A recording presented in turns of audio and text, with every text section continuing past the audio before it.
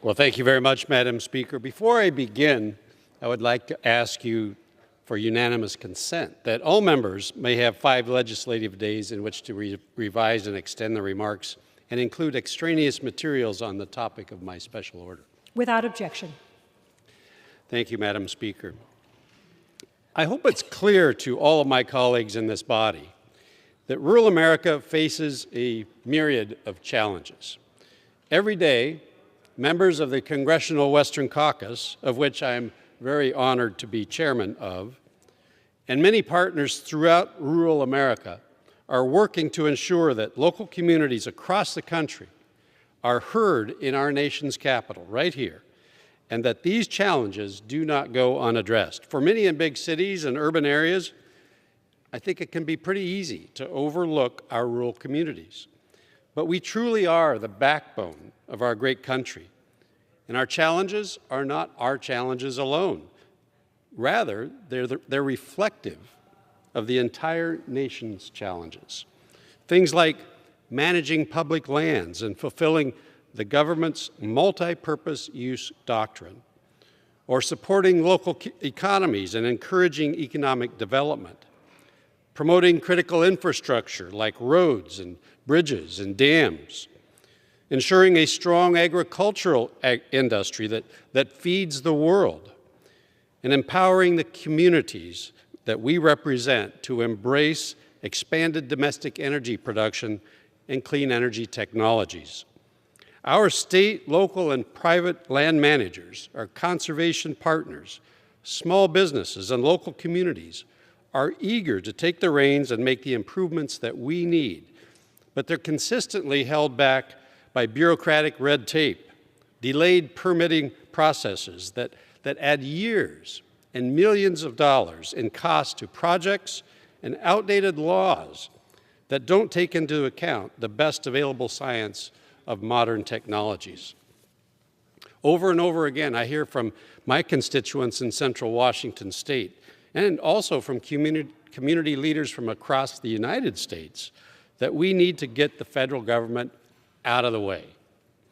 That's why, throughout this month of March, the Congressional Western Caucus members are taking the opportunity to highlight why reforming our duplicative and burdensome permitting process is the key to unlocking rural America's potential.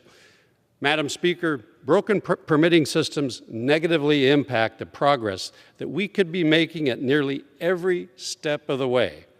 The National Environmental Protection Act, or what many refer to as NEPA, is one of the most egregious examples of a well-intentioned law turned into a bureaucratic nightmare for those of us who are working to improve the communities where we live, work, and farm. The Endangered Species Act is another. This landmark species protection law has become outdated, and it is now used as a weapon by serial litigators and misguided environmentalists who want nothing more than to sue and settle, wasting our limited government resources, which are stalling projects across the United States and disincentivizing investment in rural America. Both of these laws play an important role in protecting lands and waters and wildlife that we cherish throughout the West and across rural America. But because Congress has not been able to meaningfully reform them, they've actually begun to work against us. The ESA regulations can add decades to the permitting processes for forest management projects or projects that would help prevent catastrophic wildfires across the West. In my own home state of Washington, across the Pacific Northwest, the policies surrounding the northern spotted owl wreaked havoc on our forest industry, literally destroying local economies. Now our region experiences some of the worst wildfires in our nation's history. Madam Speaker, that is not a coincidence. Delays and roadblocks, and I intend to insert a pun there, Madam Speaker, that are caused by NEPA regulations, have slowed or completely stopped infrastructure projects like highway improvements or installation of new hydropower technologies that generate clean energy and provide increased fish passage. Just last week, our members met with Secretary of the Interior, former Secretary of the Interior, David Bernhardt, who worked within the Trump administration to streamline inefficiencies and cut the environmental review process from 4.5 years, if you can believe that, down to no more than 2. The Biden administration, of course, is now reversing this progress and bending to politically motivated interest groups at the expense of rural communities. It's clear to us in the Western Caucus that it's time for Congress to act. For decades, rural America has been kept in regulatory limbo at the mercy of each changing administration.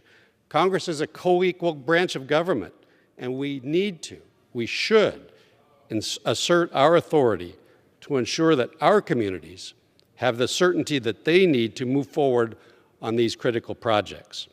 Our rural communities deserve the investment and the development that is disincentivized by our broken permitting processes. I know we have Western Caucus members here today who will help shed some light on some of these examples in their home districts, in their states. And we will continue to demonstrate the harmful impacts of the status quo and outline our vision for a future that empowers rural Americans to tackle our challenges head on. So I'm very happy to have a group of colleagues here that are very interested in this topic, and I'd first like to turn to Mr. Bruce Westerman, who is the Vice Chair of the Western Caucus, one of my vice chairs, but also the ranking member of the House Natural Resources Committee.